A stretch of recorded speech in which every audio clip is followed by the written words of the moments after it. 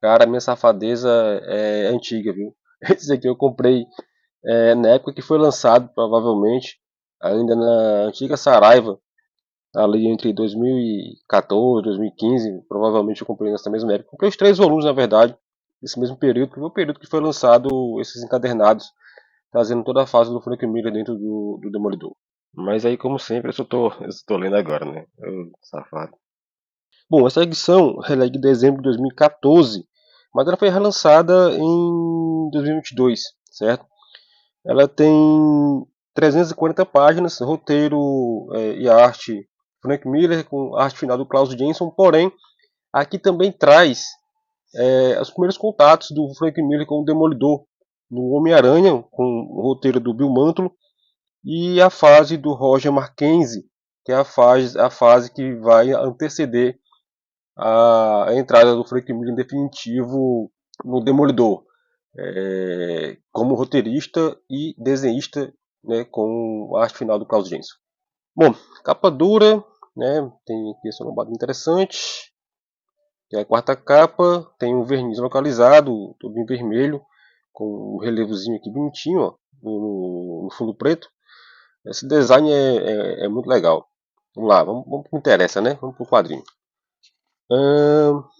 Demolidor por Frank Miller e Klaus Jenson.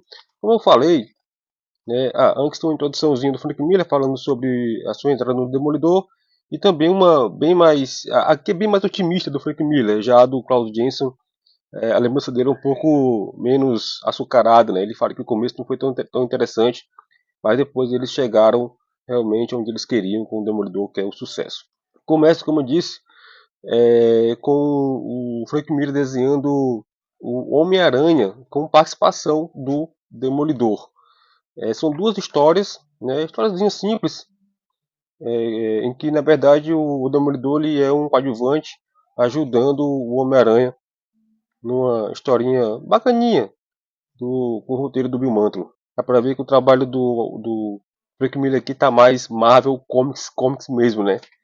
Ele não tava com o traço dele, é que era nos anos 1970, então o traço dele ainda estava se formando. Na sequência, aí sim começa a fase do Demolidor do Miller, porém é a fase ainda com o Roger Mackenzie escrevendo. Esse primeiro arco vai ser, na verdade, um arco em que o mercenário contrata alguns bandidos aí para testar o Demolidor, né? Ele quer ter referências de luta do Demolidor para poder vencer o Homem Sem Medo. Ele começa com um interesse romântico em duas mulheres, né? Na Viúva Negra e uma outra personagem, que é a Heather. Isso aqui é interessante que mais na frente o Demolidor dá um pé na bunda da Viúva Negra e fica com a Heather. Esse primeiro arco, a gente vê que o Mackenzie ele escreve um Demolidor mais alinhado com o crivo editorial da Marvel da época. Provavelmente porque são histórias mais simples, não tem tanta coisa assim, sabe? Você vê também que o Frank Miller ele tá mais preso ao estilo Marvel, até tenta, ele faz algumas coisas que na época acho que nem sei se era possível fazer, porque a Marvel seguia um estilo muito rígido de diagramação de página. Mas aqui no começo é bem isso, são histórias bem mais episódicas, né, de aventuras de rua do Demolidor, isso na fase do Roger Mackenzie. E é legal, são boas histórias. Eu acho que serve mais para introduzir o Frank Miller na arte. Agora, mais na frente, você já percebe, acho que aqui são uma ou duas edições antes do Frank Miller assumir de vez. Já tem roteiro dividido entre o Roger Mackenzie e o Frank Miller. O Frank Miller já estava para assumir o Demolidor. Antes disso, uma história entre a saída do Roger Mackenzie e a entrada do Frank Miller. O David Michelini faz uma participação breve, né, faz aquela ponte entre um roteirista e outro. E por fim, na edição 168 original do Demolidor, bem aqui, ó, ele assume de vez o personagem e de cara ele introduz a Elektra. Né, esse aqui é a primeira aparição da personagem. Faz muito humor com o Tucão, que é um bandido de rua, e mostra um Demolidor muito mais envolto à criminalidade, às ruas mesmo, né? Tira aquele Demolidor mais heróico e deixa ele um vigilante de rua mesmo. Tudo isso dentro do que podia ser feito na época, assim, era o que era a gestão do Jim Shooter. E Shooter era um cara, um cara nojento, né? Ele forçava muito a barra. E o Miller com o Klaus Jensen eles conseguiram contornar esse braço de ferro do Shooter para criar realmente excelentes histórias de rua do Demolidor. E o Demolidor ele ignorou várias coisas que o Roger Mackenzie deixou para trás e foi criando em cima de dois vilões que um é o Mercenário, né, o vilão típico do Demolidor, e trouxe o Rei do Crime, um vilão do Homem-Aranha, para dentro do universo do Demolidor.